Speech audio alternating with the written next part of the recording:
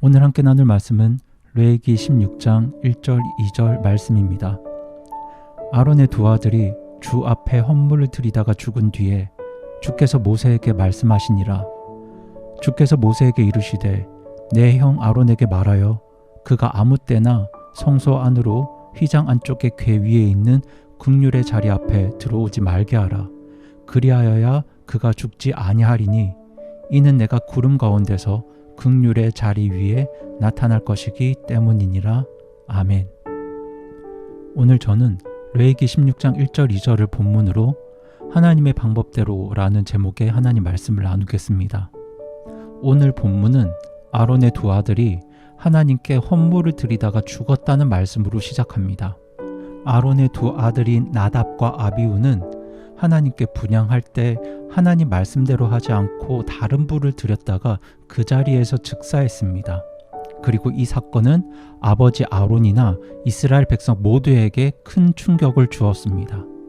왜냐하면 나답과 아비후는 하나님께서 직접 지명하신 제사장이었고 제사장 위임식을 성공적으로 마친 사람들이었습니다.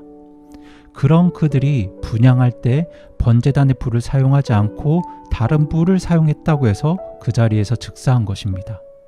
그런데 하나님께서는 왜 오늘 본문에서 이 나답과 아비후 사건을 다시 상기시키고 계실까요? 그것은 바로 대속죄일에 대한 규례가 하나님 앞에 나아가는 이 대제사장의 사역과 깊은 연관이 있기 때문입니다. 제사장 위임식을 마치고 모든 자격을 갖추었던 나답과 아비후라 할지라도 그들이 하나님 말씀대로 하지 않았을 때 죽임을 당했던 것처럼 하나님께서 특별히 기름을 부어 지정해 세운 대제사장이라 하더라도 하나님께서 지시하신 명령과 법도를 따라야 한다는 사실을 교훈하기 위해서 지금 나답과 아비후에 대한 말씀을 주고 계신 것이죠. 그리고 이러한 원리는 구약 시대나 오늘이나 변함없이 동일합니다. 오늘날 우리들도 하나님 앞에서 행하는 모든 일들은 철저하게 하나님의 방법대로 해야 합니다. 하나님의 방법대로 하지 않고 자신의 생각대로 행할 때 그 결과는 비극적일 수밖에 없습니다. 오늘 본문에서 소개되는 나답과 아비후가 그랬고 이스라엘의 초대 왕이었던 사울이 그랬습니다. 사울은 블레셋과의 전쟁을 앞두고 병사들의 사기 진작을 위해서 자신이 직접 제사를 집례합니다. 하지만 그것은 하나님의 방법이 아니었습니다. 이로 인해 사울은 결국 하나님께 버림받았고 비참한 죽음을 맞이합니다. 물론 오늘 우리가 사는 시대는 은혜의 시대이고 교회 시대입니다. 오늘날에는 우리가 하나님 앞에 범죄한다고 해서 즉각적인 하나님의 심판이 임하지는 않습니다.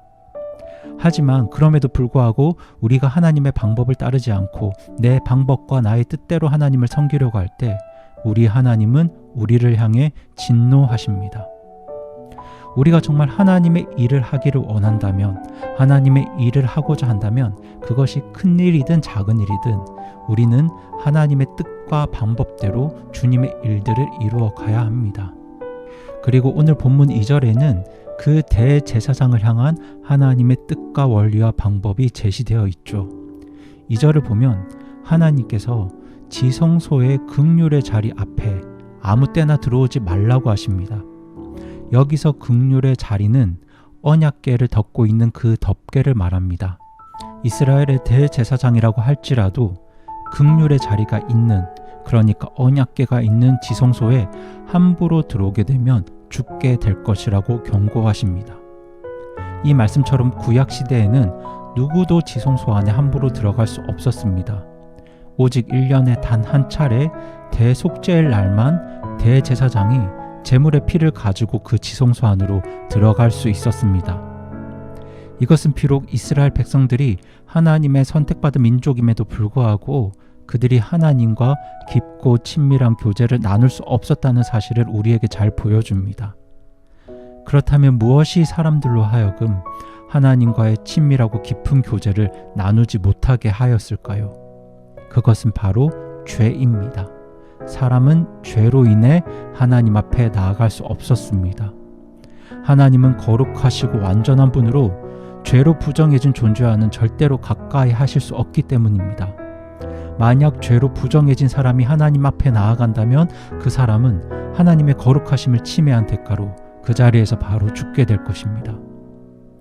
하지만 2000년 전 예수 그리스도께서 십자가 위에서 우리의 죄를 지고 죽으심으로 그 지성소를 가로막고 있었던 휘장을 찢으셨습니다. 그 사건을 통해서 회개하고 복음을 믿은 모든 구원받은 성도들이 하나님께 나아갈 수 있는 그 길이 열려졌습니다. 그리고 우리는 그 예수님의 보혈을 의지해서 하나님 앞에 담대하게 나갈 수 있게 되었고, 그로 인해서 하나님과 깊고 친밀한 교제를 나누는 것이 가능해졌습니다. 여기에 대해 히브리서 10장 19절 20절은 이렇게 말씀합니다. 그러므로 형제들아, 우리가 예수님의 피를 힘입어 새롭고 살아있는 길로 지성소 안에 들어갈 담대함을 얻었는데, 이 길은 그분께서 우리를 위하여 휘장 곧 자기의 육체를 통해 거룩히 구분하신 것이니라. 아멘. 이 말씀처럼 우리는 예수님의 피를 힘입어 지극히 거룩하신 하나님이 계신 그 지성소 하나님 앞에 나아갈 수 있는 담대함을 얻게 되었습니다. 하지만 여기서 우리가 간과하지 말아야 할 것이 있습니다. 그것은 비록 예수님의 피를 통해 하나님께 나아갈 수 있는 길이 열렸다 할지라도 우리가 죄를 범한다면 그 죄가 나와 하나님과의 교제를 방해한다는 사실입니다. 우리가 순간순간 범하는 죄는 우리로 하여금 하나님과의 교제가 단절되는 아픔을 경험하게 하고, 그 죄는 하나님과 우리를 점점 멀어지게 합니다. 그렇게 죄를 지어서 하나님과 멀어질 때 우리는 깨끗한 마음과 올바른 영과 구원의 기쁨과 자유로운 영을 잃어버리게 됩니다. 하나님과 친밀한 교제를 통해 누릴 수 있는 모든 복들을 잃어버리게 되죠. 때문에 우리는 죄를 범하지 말아야 합니다. 그리고 혹여나 나의 실수와 연약함으로 죄를 짓게 되었을 때 우리는 즉시 자백하고 회개함으로 다시 하나님 앞에서 그 정결함을 회복해야 합니다. 그러할 때 우리는 과거 이스라엘 백성들이 마음껏 누릴 수 없었던 하나님과의 친밀하고 깊은 교제의 축복을 누리게 될 것입니다. 그렇게 예수님의 피를 통해 회개하고 복음을 믿은 구원받은 성도들만이 하나님 앞에 나아갈 수 있다는 것, 그리고 구원받은 성도들이 죄를 멀리하고 죄와 싸울 때 하나님과 깊고 친밀한 교제를 누릴 수 있다는 것, 그것이 바로 하나님의 방법입니다.